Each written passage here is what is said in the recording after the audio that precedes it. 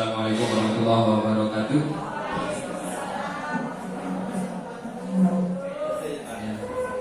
Sebelumnya saya mengucapkan terima kasih atas kesediaan Bapak Ibu Guru terkait dengan kegiatan ini, diseminasi bagaimana menerapkan budaya positif di sekolah. Sebenarnya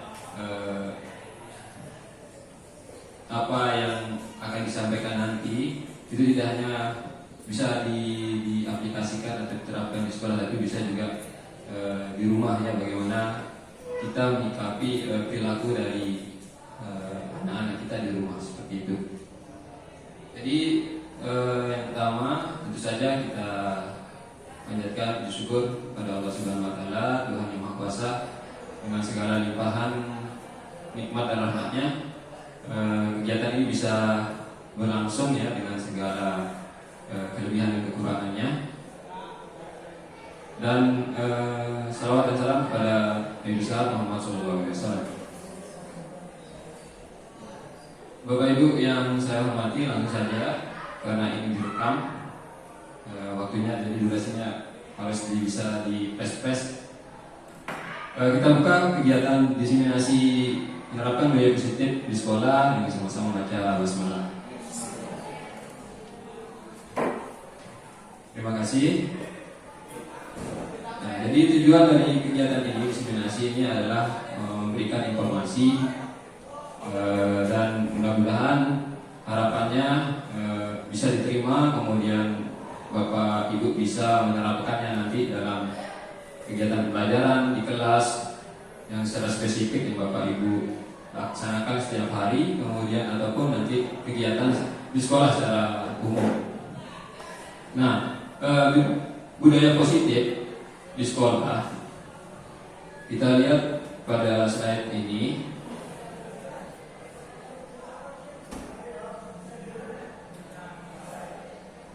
Ya, sebelum ke slide, jadi berdua saya bersama Bu Sri, nanti Bu Sri akan membahas beberapa materi yang berbeda.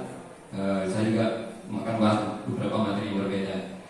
Yang pertama terkait budaya positif di sekolah. Kalau kita lihat dari foto-foto yang ditampilkan di sini, jadi ada beberapa kegiatan seperti ini: membersihkan kelas, kemudian ada inta, kemudian ada kegiatan belajar, praktek, kemudian ada upacara bendera, diskusi, bahkan ada kegiatan lomba. Ini bisa kita katakan adalah sebuah kegiatan untuk membentuk karakter siswa ya, kebiasaan-kebiasaan yang akan kita lakukan di sekolah, sehingga pada akhirnya nanti akan membentuk karakter siswa. Nah, karakter siswa itu seperti apa? Ya, tercermin dari kegiatan ini. Jadi tujuannya adalah semua yang dilakukan, kegiatan-kegiatan ini yang dilakukan adalah untuk siswa ya. Kira-kira seperti itu, Bapak Ibu. Kira-kira kita sepakati. Jadi ini kebersihan ini, kemudian imtak dan seterusnya, ini tujuannya adalah untuk membentuk karakter siswa. Nah, lalu apa itu budaya positif? Jadi kalau menurut kamus itu budaya adalah cara hidup yang berkembang ya di masyarakat. Dalam hal ini kalau kita di sekolah ya, di sekolah. Jadi ini kita usahakan ke depannya di sekolah nanti akan banyak sekali budaya-budaya positif, kebiasaan-kebiasaan yang akan dilakukan di sekolah, sehingga ada tujuan yang akan kita gapai, akan mampu kita gapai. Nah, tentunya kegiatan-kegiatan ini.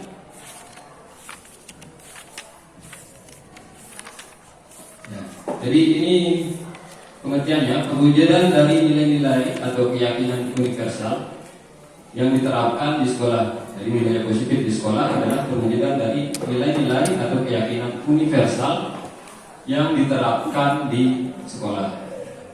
Jadi ada saya garis bawah dan warna merah ini, nilai-nilai atau keyakinan universal. Nanti kita akan bahas apa itu nilai-nilai atau keyakinan universal.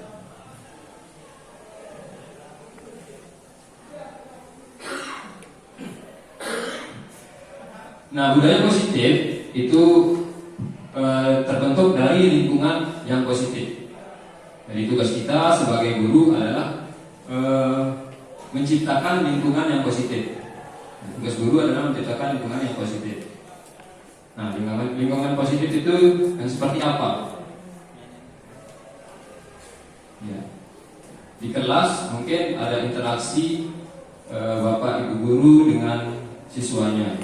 Nah, bagaimana interaksinya? Apakah positif atau tidak? Apakah di kelas itu ada tekanan-tekanan dari bapak ibu guru? Ada komunikasi yang baik, hubungan yang baik antara guru dengan siswa?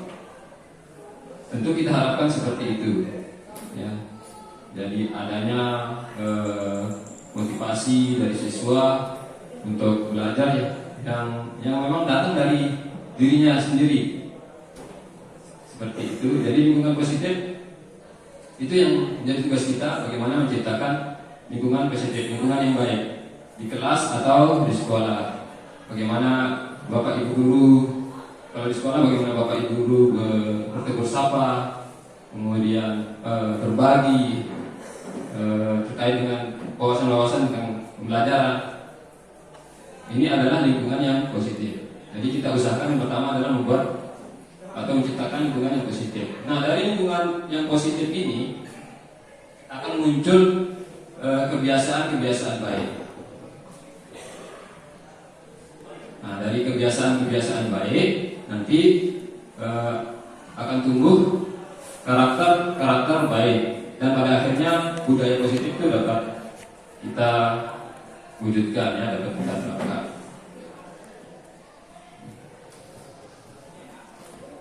Contohnya di kelas sebelum KBM, Bapak Ibu, terutama yang wali kelas kan, kegiatan siswanya membersihkan 11 kelas sebelum KBM dimulai. Nah, jadi kita sudah mencoba menciptakan lingkungan yang positif, ya. Jadi suasana kelas yang nyaman, bersih, bersih untuk belajar, tentunya dipengaruhi juga oleh kebersihan di kelas. Nah, ini kita sudah mencoba melakukannya, menciptakan lingkungan positif. Nah, dari ini tentunya tumbuh kebiasaan-kebiasaan baik di sana. Kira-kira apa Bapak Ibu?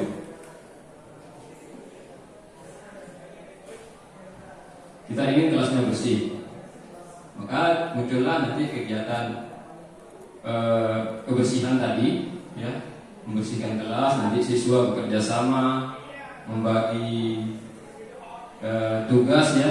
Ada dua komisaris, kemudian ada yang tugasnya menyapu. Mungkin kalau di TBS kan itu biasanya begitu, Pak, saya sudah nyapu, berarti yang lain nanti menghapus papan, seperti itu. Dan pada akhirnya akan muncul karakter-karakter yang baik. Karakter yang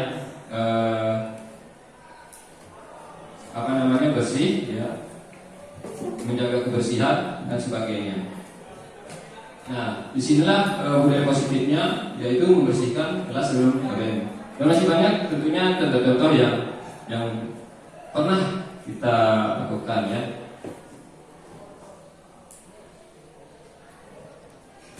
Nah, agar lebih memahami tentang budaya positif ini, jadi ada beberapa konsep yang perlu kita gali, ya.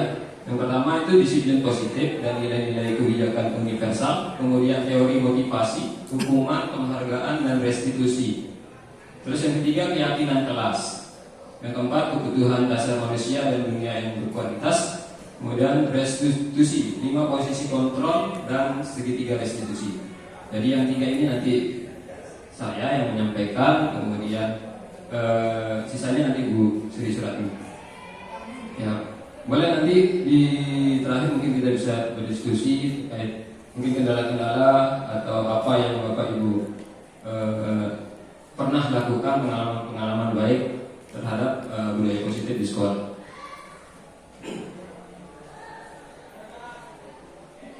Yang pertama, sebelum kita ke materinya, ke yang tadi konsep tadi, jadi ada perubahan paradigma dari yang mungkin perlu kita lakukan. Nah, nanti kembali ke Bapak Ibu guru ya. Jadi ada perubahan paradigma belajar. Nah, jadi Bapak Ibu bisa mencoba sekarang. Misalkan Bapak Ibu sekarang di tangan Bapak Ibu ada sebuah benda, misalnya benda yang sangat berharga. Di sebelah kanan Bapak Ibu ada sebuah benda yang sangat berharga dan Bapak Ibu genggam. Dan ketika mungkin yang sebelahnya misalnya Bunda, kemudian Pak Tony meminta Bunda membuka genggaman tangannya, padahal benda ini sangat berharga. Atau Bapak Ibu yang lain juga boleh mencoba.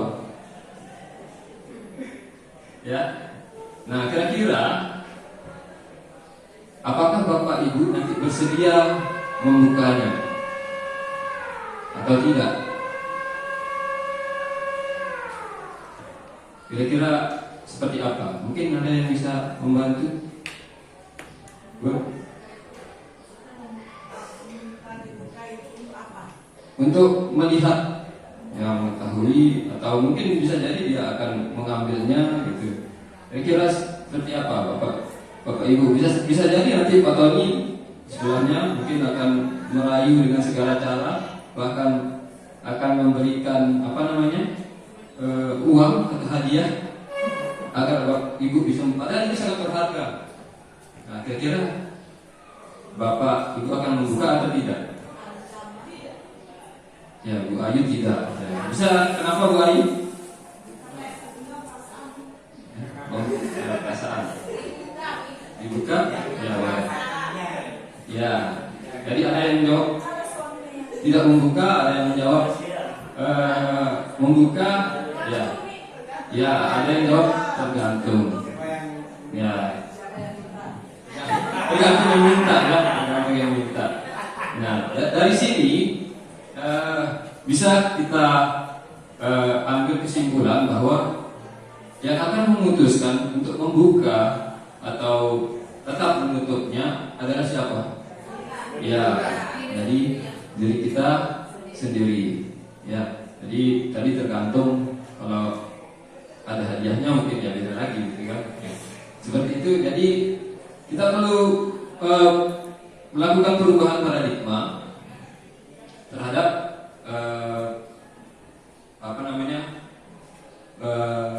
kontrol kita ya, terhadap pikiran kita.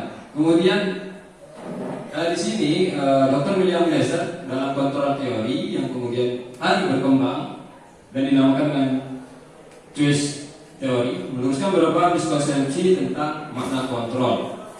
Ya, jadi ilusi guru yang pertama, ilusi guru mengontrol murid. Ya, mungkin kita sering beranggapan bahwa kita yang mengatur murid di kelas.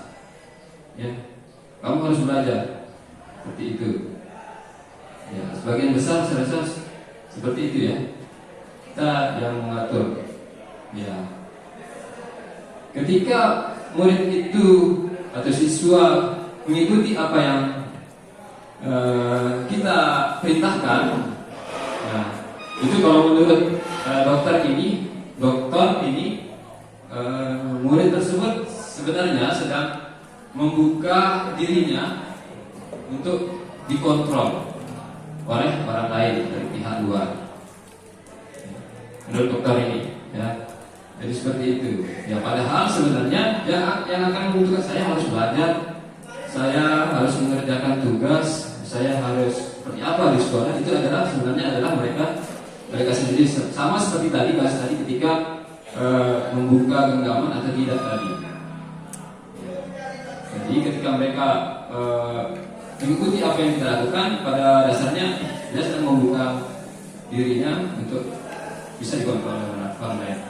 Tapi mungkin ada waktunya ketika dia sudah sadar mungkin saya yang harus yang mengontrol dia, bisa jadi dia akan menolak seperti itu.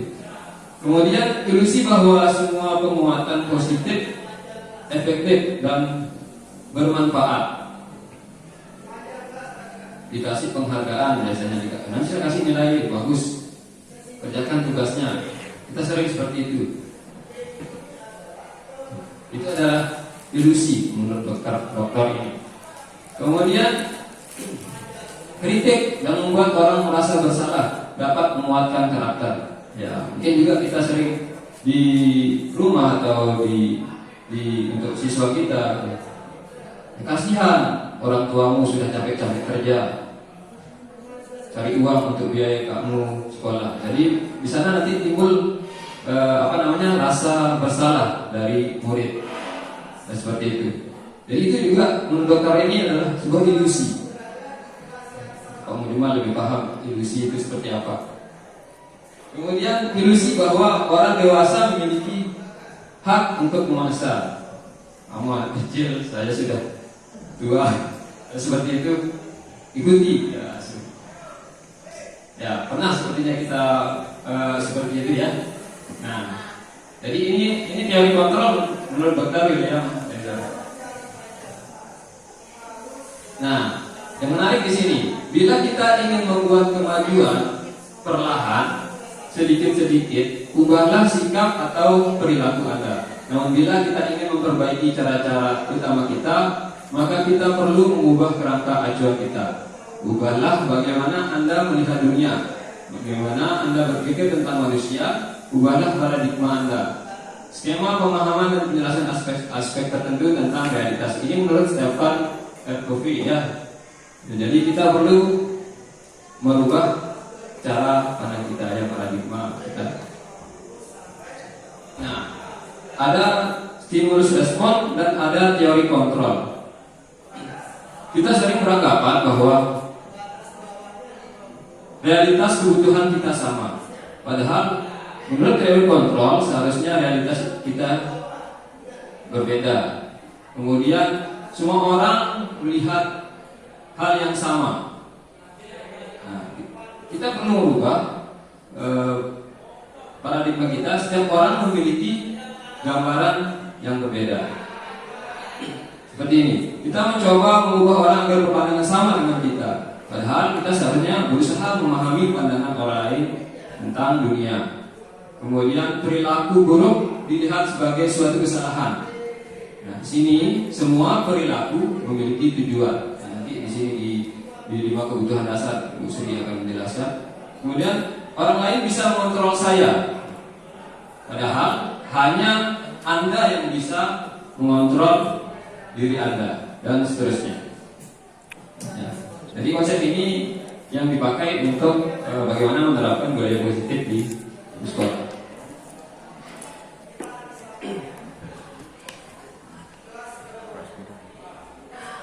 Nah, kemudian untuk salah satu strategi untuk menciptakan lingkungan yang positif tadi adalah bagaimana kita bisa menciptakan disiplin yang positif. Nah, tadi sudah budaya positif tercipta melalui sebuah lingkungan yang positif ya. Tinggal muncul kebiasaan-kebiasaan baik, karakter-karakter baik bisa tumbuh. Dan kemudian strateginya adalah untuk lingkungan yang positif adalah disiplin yang positif. Di sini dalam rangka menciptakan lingkungan yang positif, salah satu strategi yang perlu ditinjau adalah efektivitas penerapan disiplin di sekolah. Sejauh mana kita bisa melihat penerapan disiplin di sekolah. Ya, tidak perlu diungkapkan. Seperti itu. Kemudian disiplin. Makna disiplin artinya kita kalau disiplin itu biasanya kita beranggapan harus datang tepat waktu lah gitu. Kemudian kalau ada utang harus dibayar tepat waktu.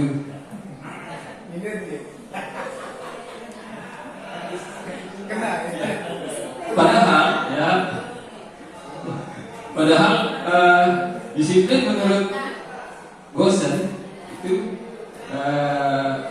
artinya itu adalah belajar ya, dari bahasa Latin belajar. Nah, disiplin diartikan sebagai belajar untuk mengontrol diri agar dapat mencapai tujuan yang mulia. Nah, tujuan mulia inilah nilai-nilai kebajikan nanti. Ya. Jadi belajar disiplin itu sebenarnya belajar kita mengontrol diri agar dapat mencapai tujuan yang mulia.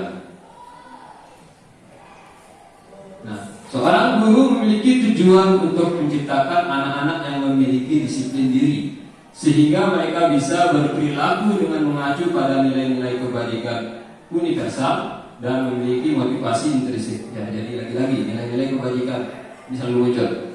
Disiplin diri itu anak bisa bertanggung jawab dengan apa yang mereka lakukan. Seperti itu. Kemudian kebajikan universal nanti dan motivasi intrinsik, motivasi yang datang dari dalam, ya bukan dari luar. Nah, sebentar kita lihat ada 3 motivasi perilaku manusia. Jadi tujuan dari kita adalah bagaimana anak-anak bisa memiliki disiplin diri. Di rumah pun seperti itu Bapak Ibu ya. Bagaimana anak bisa bertanggung jawab, kemudian ada jujur, kemudian dan berbagai nilai-nilai kebajikan universal. Nah, ini nilai-nilai kebajikan universal yang muncul dari tadi. Nilai-nilai kebajikan universal merupakan sifat-sifat positif manusia yang merupakan tujuan mulia yang ingin dicapai setiap individu. Jadi secara umum, karena ini universal, jadi tidak memandang agama, tidak memandang suku, negara, bahasa, dan sebagainya. Jadi bersifat umum. Sifat-sifat positif manusia merupakan tujuan mulia yang ingin dicapai setiap individu. Nah, kalau kita sesuai dengan arah dari kebijakan pendidikan kita saat ini, nilai-nilai kebajikan universal itu adalah yang tercermin dalam profil pelajar Pancasila. Ya. Jadi ada 6 dimensi. Yang pertama, beriman, bertakwa kepada Tuhan Yang Maha Esa dan berakhlak mulia.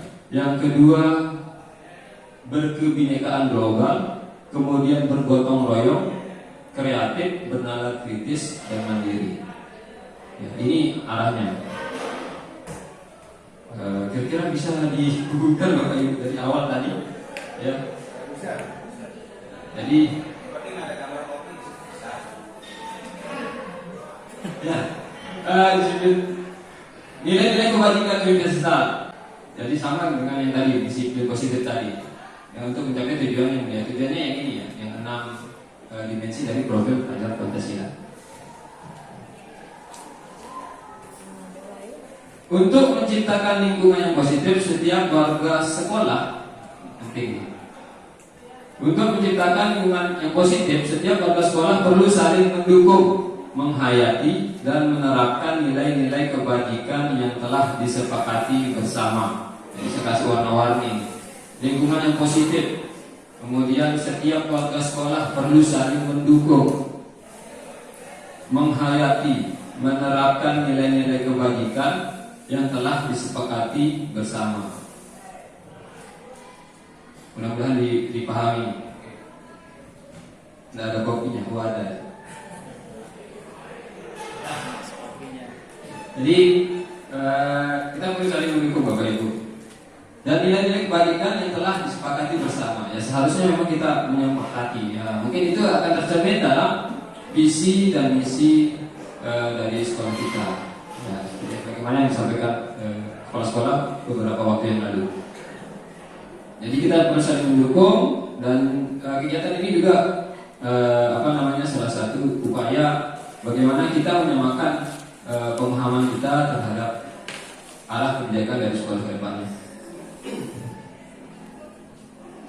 Nah, kemudian berikutnya adalah 3 motivasi perilaku manusia. Ya, di sini ada fotonya Bapak Ibu. Ya, datang 07.15 Anda terlambat.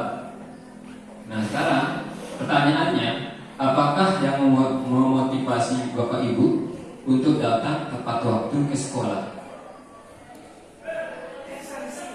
Sensi. Tugas. Tanggung jawab. Apa takut di kepala sekolah?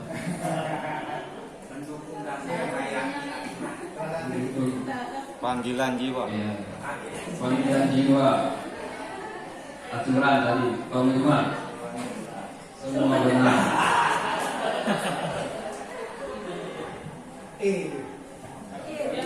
Apakah karena ingin mendapatkan pujian dari guru teladan? Ada yang seperti itu? Ada. Ya makanya kan kembali kan. Kembali ya. Jadi di sini kita akan belajar 3 motivasi perilaku manusia. Bisa jawabannya berbeda-beda. Yang pertama, untuk menghindari ketidaknyamanan atau hukuman. Ada yang seperti ini kan? Sensi. Kemudian untuk mendapatkan imbalan atau penghargaan dari orang lain. Nah, seperti yang saya sebutkan tadi. Mudah-mudahan tapi tidak ada yang di sini. Ya. Dan harapannya yang terakhir ini semua kita untuk menjadi orang yang mereka inginkan, yang kita inginkan, untuk menghargai diri sendiri dengan nilai-nilai yang mereka percaya. Tugas saya sebagai guru harus mengajar tepat waktu, seperti itu yang mereka percaya, sehingga mereka akan datang tepat waktu. Bukan karena yang dua ini, bukan karena akan dihukum atau untuk mendapatkan imbalan. Dan siswa pun seperti itu. Kita harapannya juga siswa untuk menjadi orang yang mereka inginkan, bukan takut dihukum oleh gurunya atau dapat nilai yang bagus dari gurunya. Seperti itu.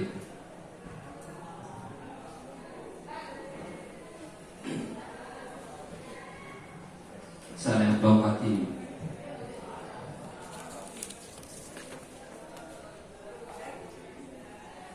Nah ini, jadi hukuman, silahkan ibu, tidak apa-apa. Ada hukuman, ada konsekuensi, ada restitusi. Kita bahas hukuman dan konsekuensi, kita bedakan. Ya. Yang pertama, pertanyaannya, mencatat 100 kali di dalam buku dengan menulis kalimat, saya tidak akan terlambat lagi. Nah, jadi seorang terlambat, siswa terlambat, kemudian disuruh mencatat 100 kali, dan tidak akan terlambat kali di buku. Nah, pernah ini ya? Kira-kira ini hukuman atau konsekuensi? Hukuman. Ya, kemudian yang kedua, membersihkan coretan yang dibuatnya di meja tulis. Kira-kira ini hukuman atau konsekuensi? Konsekuensinya. Kemudian push up 15 kali karena tidak menggunakan masker. Hukuman, ya. Kemudian membersihkan tumpahan air di meja tulis karena tersenggol pada saat belajar. Konsekuensi ya. Nah ini. Hukuman bersifat tidak terencana atau tiba-tiba, bersifat satu arah, berupa hukuman fisik atau psikis. Seperti tadi ya, yang dicontoh ini. Mencatat 100 kali dalam buku kalimat. Ini hukuman. Hukuman. Kemudian konsekuensi bersifat terencana atau sudah disepakati murid juga tidak nyaman dalam jangka waktu pendek, kemudian ada takarannya. Jadi ada kalau melanggar ada sanksinya. Nah, itu kurang lebih seperti itu konsekuensi. Jadi seperti, dan harus relevan ya, seperti yang dicontoh ini. Membersihkan coretan yang dibuatnya di meja tulis. Jadi ketika dia mencoret, maka konsekuensinya dia harus membersihkan, bukan disuruh lari ke lapangan. Itu konsekuensi. Kemudian kalau hukuman ya langsung saja, terserah gurunya mau ngapain, terserah siswanya. Itu hukuman. Jadi bisa dibedakan ya. Nah kemudian restitusi sekarang. Restitusi adalah proses menciptakan kondisi bagi murid untuk memperbaiki kesalahan mereka, sehingga mereka bisa kembali pada kelompok mereka dengan karakter yang lebih kuat. Jadi kita sering menyalahkan aja siswanya. Jadi ada cara yang lebih baik, yaitu restitusi. Ketika menemukan permasalahan, nanti Bu Sri yang akan menjelaskan lebih lengkap. Ciri-ciri restitusi. Yang pertama, restitusi bukan untuk menebus kesalahan. Kemudian namun untuk belajar dari kesalahan. Restitusi memperbaiki hubungan guru dengan siswa. Ada yang mungkin kita hukum siswanya dendam, namun kita motor gurunya ditompesin lah, seperti itu. Jadi restitusi ini memperbaiki hubungan antara murid dan siswa. Kemudian restitusi adalah tawaran, bukan paksaan. Nah, biasanya dibimbing ya untuk mencari solusi dari setiap permasalahan yang mereka lakukan. Kemudian menuntut untuk melihat ke dalam diri, mencari kebutuhan dasar yang mendasari tindakan, sebagaimana teori kontrol tadi. Setiap orang memiliki alasan atau tujuan dari apa yang mereka lakukan, walaupun mereka melakukan perbuatan yang tidak kurang tepat ya. Kemudian restitusi diri adalah cara yang paling baik. Kemudian restitusi fokus pada karakter bukan tindakan. Kemudian menguatkan fokus pada solusi dan mengembalikan murid yang berbuat salah pada kelompoknya. Kemudian yang terakhir dari saya, keyakinan kelas. Kenapa tidak peraturan kelas? Keyakinan kelas. Kalau kemarin kan kita sering ngomong di rapat kan kesepakatan kelas. Sekarang ada yang levelnya lebih tinggi, yaitu keyakinan kelas. Sama seperti ketika Bapak Ibu naik motor menggunakan helm, apa karena takut polisi atau karena apa? Untuk keselamatan. Jadi itu keyakinan kita. Ya, bukan karena takut polisi ya. Kemudian seperti itu. Sama dengan kalau kita kurang sehat mungkin kita pakai masker gitu. Kita keyakinan kita biar tidak menularkan ke yang lain seperti itu. Ya. Jadi ini keyakinan kelas. Dan murid perlu diajak untuk memahami ini. Ya, biasanya kita buat peraturan, entah itu peraturan atau kesepakatan kelas, kita buat sudah. Tapi kita tidak pernah mungkin mengajak murid untuk lebih memahami apa sih maksud dari tata tertib ini, dari aturan ini. Oleh sebab itu perlu sekali kita bagaimana mendalaminya untuk memahami arti sesungguhnya tentang peraturan yang diberikan atau nilai-nilai keyakinan kelas. Keyakinan kelas ini berdasarkan dari kebajikan universal tadi. Ya. Nah. Jadi prosedurnya bisa dengan curah pendapat dengan warga sekolah, kalau itu di tingkat sekolah, kemudian tidak terlalu banyak ya keyakinan kelas, tidak terlalu banyak. Kemudian pendalaman yang terakhir, pendalaman keyakinan kelas. Contohnya seperti ini: hormat, bekerja, diterima dan dimiliki. Kami meyakini bahwa sangat penting untuk menghormati semua orang dan bahan merit hormati. Nah, ini keyakinan kelas. Kalau peraturan kan lebih detail ya. Tapi perlu memang peraturan sih. Ya, untuk lebih detailnya. Tapi untuk di kelas-kelas ini penting sekali. Kami meyakini bahwa sangat penting untuk menghormati semua orang dan bahan merit orang lain. Kami meyakini bahwa sangat penting untuk mengerjakan segala pekerjaan atau mengikuti kegiatan yang telah ditugaskan, diterima dan dimiliki. Kami meyakini bahwa sangat penting untuk merasa diterima pada kelompok dan saling peduli satu dengan yang lainnya. Nah, cara melakukan pendalaman, memberikan pendalaman dari 3 keyakinan kelas tadi: hormat, bekerja, dan rasa diterima. Bapak Ibu bisa nanti ya, wali kelas mungkin atau Bapak Ibu guru apa ya, bisa juga membuat seperti ini tabel. Nanti menyuruh siswa untuk menuliskan hormat itu yang seperti apa, ya. Kemudian yang negatifnya ya, yang tampak seperti ini berarti yang positifnya, yang negatifnya seperti apa. Jadi pada masing-masing keyakinan kelas itu bisa dibuat dibagi nanti satu kelompok tentang hormat, satu kelompok tentang bekerja, satu kelompok tentang rasa diterima dan dimiliki. Nah, nanti dibagi-bagi, kemudian apa yang mereka tulis seperti ini. Hormat tampak seperti datang tepat waktu. Yang tidak tampak seperti ini, yang negatifnya sering hadir terlambat. Jadi biarkan mereka yang menulis. nulis ya. Dan kemudian hasilnya nanti bisa ditempel di kelas ya. Di kertas manila, kertas kapan ditempel hasilnya. Nah, ini juga contoh keyakinan kelas, selalu bersikap positif, senantiasa. Jadi hanya beberapa, tidak terlalu banyak.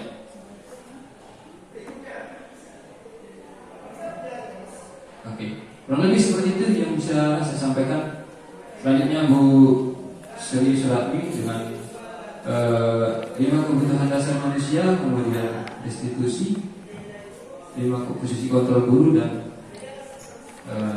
segitiga restitusi. Silakan Bu Sri. Nanti setelah ini boleh kita. Selamat pagi semuanya. Terima kasih banyak atas waktu dan kesempatannya untuk bisa berkumpul di sini. Sebetulnya ini tugas ini untuk memenuhi tugas kami sebagai guru penggerak, di mana dalam aksi nyata modul 1.4 itu kita diberi kewajiban untuk menularkan ilmu yang sudah kita dapat ke sekolah, ke teman-teman rekan-rekan guru di sekolah. Biar apa yang kami dapat itu bukan kita miliki sendiri, tapi teman-teman bisa menularkan ke semua siswa, sehingga budaya positif itu bisa tercapai di sekolah, seperti harapan Ki Hajar Dewantara dalam pendidikan di era abad 21 ini. Bukan lagi berfokus atau memusatkan diri pada guru, tapi pendidikan di Indonesia abad 21 ini lebih memfokuskan diri kepada siswa atau murid. Jadi kita benar-benar menerapkan ajaran Ki Hajar Dewantara, yaitu Tutpuri Hadayani. Jadi Ing Madya Mangun Karso itu. Jadi guru itu ada di belakang, menuntut, mengayomi dan membimbing. Dalam pendidikan di Indonesia di ini Merdeka Belajar ini, itu memang siswa itu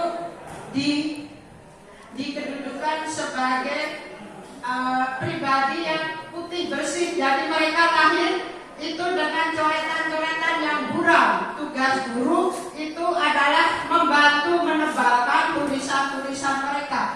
Intinya siswa itu lahir sudah dengan bakat dan minat mereka masing-masing. Jadi tidak bisa kita menyamakan antara siswa yang satu dengan yang A. Jadi nanti metode pembelajaran yang lebih tepat yaitu nanti dengan metode pembelajaran berdiveriansi. Jadi siswa itu kita perlakukan sesuai dengan bakat dan minat masing-masing. Jadi kedepannya itu memang tugas guru akan semakin berat. Karena apa? Seperti yang sudah Mami jelaskan di atas tadi, kita tidak boleh menghukum siswa. Jadi kita benar-benar menghamba siswa itu sebagai pribadi yang harus benar-benar kita jaga betul kepribadiannya. Jadi kita tidak bisa menjatuhkan mental siswa itu. Sebetulnya ini sangat bagus untuk waka kesiswaan dan juga guru BK. Karena apa? Biasanya tempat untuk siswa-siswa bermasalah itu larinya nanti ke guru BK dan waka kesiswaan. Tapi seperti yang sudah kita ketahui bersama dan sudah Mami dan saya pelajari, bahwa pendidikan tidak akan berhasil tanpa adanya kolaborasi atau kerjasama antar semua warga sekolah. Jadi maupun guru, semua pihak guru, pegawai, tata usaha, dan siswa itu memang benar-benar harus berkolaborasi untuk mewujudkan sekolah yang itu tadi P5, yaitu profil pelajar Pancasila.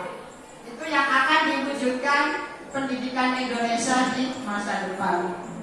Kita diseminasi budaya positif, yaitu dalam rangka memperkuat situasi kondusif siswa dalam pembelajaran.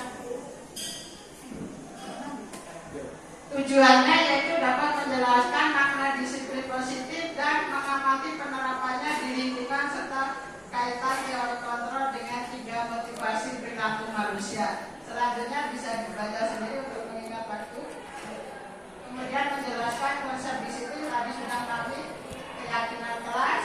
Nah, untuk keyakinan kelas ini mohon kalimat-kalimat yang diberikan itu kalimat yang positif. Misalnya datang tepat waktu, kemudian izin dulu untuk memakai barang orang lain. Jadi seperti itulah contoh keyakinan kelas. Dan ini kita harapkan nanti semua wali kelas itu bisa memiliki keyakinan kelas. Jadi keyakinan kelas ini nanti disepakati dengan semua warga kelas. Jadi bukan wali kelas yang menentukan, tapi anak-anak itu kita suruh nulis satu-satu apa yang mau mereka sepakati. Jadi setelah itu kita pakai warna yang biru, kuning, hijau itu satu anak dikasih satu, terus nanti ditempel di papan tulis. Itu mekanismenya penulisan keyakinan kelas. Jadi kalau sudah nanti tinggal dipilih mana yang terbaik, kemudian nanti ditulis di kertas yang manila berwarna, ditulis warna-warni, ditempel di depan pintu masuk. Setiap anak setiap hari disuruh membaca dan mengamalkan itu keyakinan kelas. Itu untuk keyakinan kelas. Ini kita apa budaya positif tadi sudah kami bahas. 5 kebutuhan dasar manusia. Sebetulnya setiap manusia itu memiliki 5 kebutuhan dasar. Siswa kita yang kata kita mengadakan apa? Pelanggaran nakal itu sebetulnya mereka sedang memenuhi 5 kebutuhan dasar mereka yang tidak terpenuhi, misalnya di lingkungan rumah, di keluarga, di lingkungan masyarakat ataupun di lingkungan sekolah. Bisa dibaca ya. Kebutuhan pokok yang pertama yaitu kebutuhan untuk bertahan hidup atau survival. Ini semua manusia kalau sudah lahir dunia ceria, bayi aja yang baru lahir itu untuk bertahan hidup, untuk haus apa dia? Nangis. Itu cara dia bertahan hidup. Jadi nangis, minta minum. Kemudian siswa kita kalau berkelahi mereka saling tonjok, itu salah satu contoh kebutuhan untuk bertahan hidup. Karena apa? Mungkin merasa disepelekan sama anak yang satu atau itu. Jadi contohnya seperti itu. Kemudian yang kedua, kebutuhan kasih sayang dan rasa diterima. Ini biasanya banyak kita terjadi di anak-anak kita, anak-anak yang meminta perhatian. Contohnya banyak sekali. Kita lagi belajar, membuat masalah, kemudian dia diperhatikan. Hei Iwan, ngapain kamu? Rambut temanmu kamu tarik-tarik, jilbabnya kamu tarik-tarik. Itu sebetulnya mungkin di rumah kurang diperhatikan. Kemudian anak datang terlambat, itu juga biasanya ini salah satunya itu kebutuhan kasih sayang dan rasa diterima itu belum ada. Dan ini menurut pengamatan saya dan khususnya di lingkungan di Lombok Barat ini banyak sekali. Karena saya sudah sering bervisit sama Pak Bosa, itu siswa saya kebetulan paling bandel, AKP 3, 10 AKP 3. Ini anak-anak yang broken home, bapak ibunya bercerai, kemudian dibesarkan oleh keluarga pamannya atau bibinya, sehingga mereka itu kalau kita datangin, kita elus-elus, kita tanya, itu pasti mereka akan masuk ke sekolah atau gimana. Jadi banyak sekali contoh. Kemudian yang ketiga itu kebutuhan kebebasan. Nah, biasanya ini juga anak-anak yang melanggar, misalnya bajunya tidak dimasukkan, kemudian tidak pakai ikat pinggang, itu mereka merasa dikekang. Kenapa harus pakai kaos kaki, ikat pinggang, baju dimasukkan? Mereka butuh kebebasan kebebasan mengekspresikan diri mereka. Itu pelanggaran biasanya yang dilakukan oleh anak kita. Lah kemudian kesenangan, fun.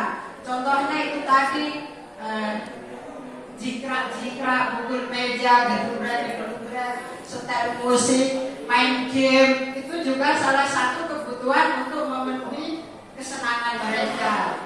Kemudian penguasaan atau power. Nah, ini banyak kita kelihatan di lingkungan sekolah kita.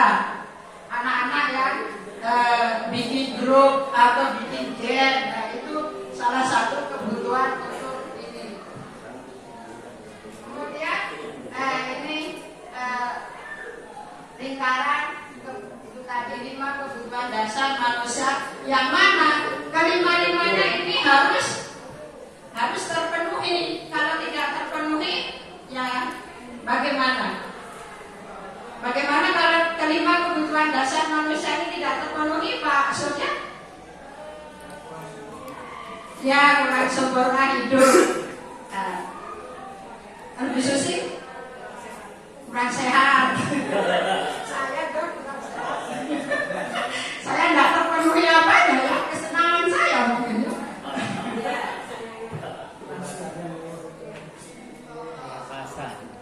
Banyak Macam-macam motivasi dan posisi kontrol dulu lah. Tadi sudah dibahas sama Pamit Kusnul Khotim di depan bahwa ada 3 macam motivasi perilaku manusia, di mana ini yang menyebabkan manusia itu misalnya tadi datang tepat waktu. Yang pertama itu untuk menghindari ketidaknyamanan atau hukuman. Contohnya esensi itu semua datang pagi itu karena apa? Takut dihukum, takut dipanggil, ya takut dikurangi gajinya, takut yang lain. Anak juga seperti itu. Misalnya datang tepat waktu jam 7.15 harus datang. Karena untuk menghindari ketidaknyamanan, kalau kita dipanggil di koran kan nggak nyaman. Waktu terbuang malu juga, mungkin yang malu. Kalau saya juga nggak malu. Kemudian yang kedua untuk mendapatkan imbalan atau penghargaan dari orang lain. Dan contohnya besok tanggal 25 November itu ada penghargaan guru teladan, guru terfavorit, dengan kriteria tidak pernah datang terlambat, dengan kriteria tidak pernah dibenci siswa. Anak apa? Tiap anak tak masuk dibiarin, anak keluar masuk dibiarin, anak jajan ke kantin dibiarin. Itu tujuannya apa? Untuk dapat penghargaan atau imbalan dari orang lain. Sebetulnya bagus juga ada penghargaan itu, tapi untuk jangka waktu yang lama, penghargaan seperti itu seperti tadi akan memanipulasi tingkah laku. Jadi orang itu sudah tujuannya bukan lagi untuk yang positif atau yang dari hati nurani, tapi apa? Biar saya nanti dapat maju jadi penghargaan guru tercantik atau guru terfavorit, guru terrajin. Kemudian yang ketiga untuk menjadi orang yang mereka inginkan dan menghargai diri sendiri dengan nilai-nilai yang mereka percaya. Nah, ini mungkin saya percaya semua guru di sini seperti ini. Karena apa? Kita sudah mengemban tanggung jawab sebagai guru. Apa tugas kita? Mendidik dan mengajar. Jadi guru itu bukan cuma mengajar. Kalau mengajar semua orang bisa, tapi yang tugas yang paling berat yaitu mendidik. Mendidik itu membuat jadi yang tidak benar jadi benar, yang kabur jadi terang. Seperti yang dibilang oleh Ki Hajar Dewantara itu, semua anak itu adalah bibit. Kita itu ibaratnya petani, kita menyemai di sekolah ini apa ladang. Kemudian kita memberi pupuk, memperlakukan mereka dengan perlakuan yang sama. Tapi siapa Bapak Ibu guru yang bertani? Pak Segep ya misalnya, nanam jagung. Jagung itu dikasih air yang sama, pupuk yang sama, tiap hari kasih sinar matahari yang sama, tapi apa? Tingginya kan tidak sama. Ada yang kerdil, ada yang seperti itu juga murid kita itu. Jadi nanti bibit-bibit unggul itulah yang akan muncul. Dan tugas guru itu intinya kita sebagai petani memperlakukan bibit-bibit itu dengan adil, dengan apa porsi mereka masing-masing. Selanjutnya teori kontrol. Di sini Stephen and Covert itu menyatakan bahwa bila kita bisa dibaca apa itu teori kontrol. Kemudian 5 posisi kontrol guru. Itu 5 posisi kontrol guru itu ada 5: penghukum, pembuat rasa bersalah, teman, pemantau, manajer. Yang selama ini sudah kita lakukan itu biasanya cuma di nomor 1 dan nomor berapa? 2. Kita sebagai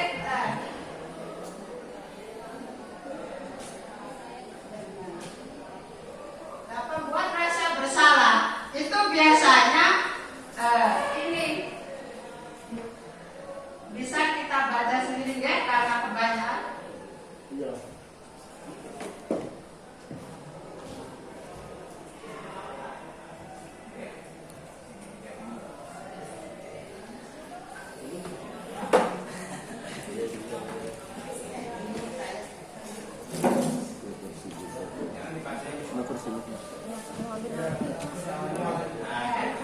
Nah ini juga sangat penting, yaitu segitiga restitusi. Segitiga restitusi itu adalah seperti sudah Ibu terangkan tadi, menangani masalah. Itu ada 3 tahap. Dan begini ya Bapak Ibu guru, kalau ada siswa bermasalah itu menurut yang sudah kita pelajari di modul-modul di guru penggerak itu, jangan bawa siswa ke ruang BK. Jadi jangan bawa siswa ke ruang BK. Karena apa? Karena sudah kalau masuk ruang BK itu statementnya itu jelek. Kalau sudah masuk ruang BK pasti anak itu negatif atau melakukan kesalahan. Jadi kalau Bapak guru, Bapak Ibu guru ingin menyelesaikan masalah, cari anak itu di pojok, misalnya di kantin, traktir makan. Kita tanya masalahnya apa, biar mereka apa, seperti ini, yaitu menstabilkan identitas. Nah,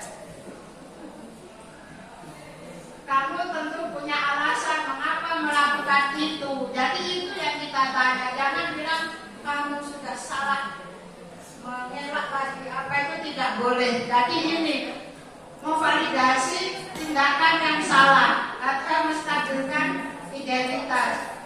Yang pertama tadi menstabilkan identitas. Setiap orang pasti pernah melakukan kesalahan. Nah, Bapak Ibu guru juga dulu waktu sekolah juga sama seperti kamu. Itu kata-kata seperti itulah yang kita berikan kepada siswa. Terus kamu bukan satu-satunya yang pernah melakukan kesalahan itu. Banyak temanmu yang lain, Bapak Ibu guru juga dulu pernah melakukan kesalahan seperti ini. Jadi menyelesaikan masalah dengan segitiga restitusi itu seperti ini. Yang pertama menstabilkan identitas, yang kedua validasi tindakan yang salah. Kita tanya, kamu melakukan tindakan seperti itu apa? Apa alasannya? Kemudian adakah cara yang lebih efektif untuk misalnya dia coret-coret meja? Adakah cara yang lebih baik kamu sampaikan? Misalnya menulis di kertas disampaikan ke ibu guru. Kemudian yang ketiga menanyakan keyakinan kelas. Jadi ini apa yang seperti Mami bilang tadi, keyakinan kelas itu sangat penting untuk ini, untuk menyelesaikan masalah melalui segitiga restitusi. Jadi nanti kita terapkan bersama-sama. Saya juga masih belajar tentang segitiga restitusi ini. Mari semua Bapak Ibu guru yang ada di ruangan ini kita belajar bersama-sama, mulai menentukan langkah untuk menyelesaikan masalah siswa itu melalui segitiga restitusi. Jangan lagi mengeluarkan kelas anak dari kelas, itu juga bukan solusi yang baik. Harusnya anak kita ajak bicara baik-baik. Kenapa kamu tidak suka pelajaran guru? Ada masalah, ada apa? Jadi jangan sekali-kali kita merugikan siswa. Kalau dalam Merdeka Belajar sekarang ini tetap kita itu menghamba sama siswa. Jadi kita tetap memperlakukan siswa sebagai individu yang harus tetap kita hormati dan hargai. Seperti ini penyampaian dari saya. Terima kasih atas perhatiannya. Mungkin ada yang mau ditanyakan tentang ini budaya positif yang ada di lingkungan sekolah. Terima kasih. Wassalamualaikum warahmatullahi wabarakatuh. Tangannya dulu Sri Berarti. Ya, demikian tadi pemaparan ya terkait dengan bagaimana menerapkan budaya positif di sekolah atau di kelas. Kita mungkin ada yang perlu kita diskusikan terkait dengan apa yang telah disampaikan tadi, sehingga apa yang disampaikan setidaknya nanti harapannya bisa kita terapkan di kelas, di sekolah, ataupun mungkin di rumah. Silakan Bapak Ibu.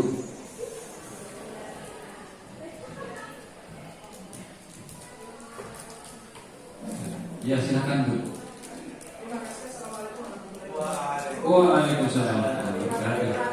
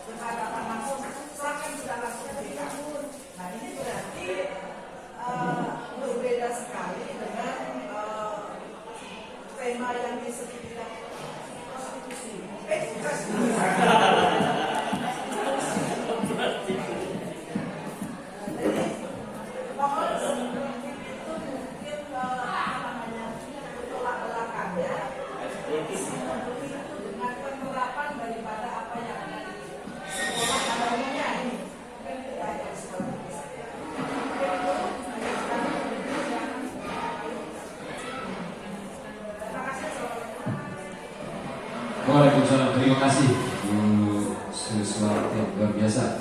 Pertanyaannya, yang pertama menanggapi sebenarnya hukuman,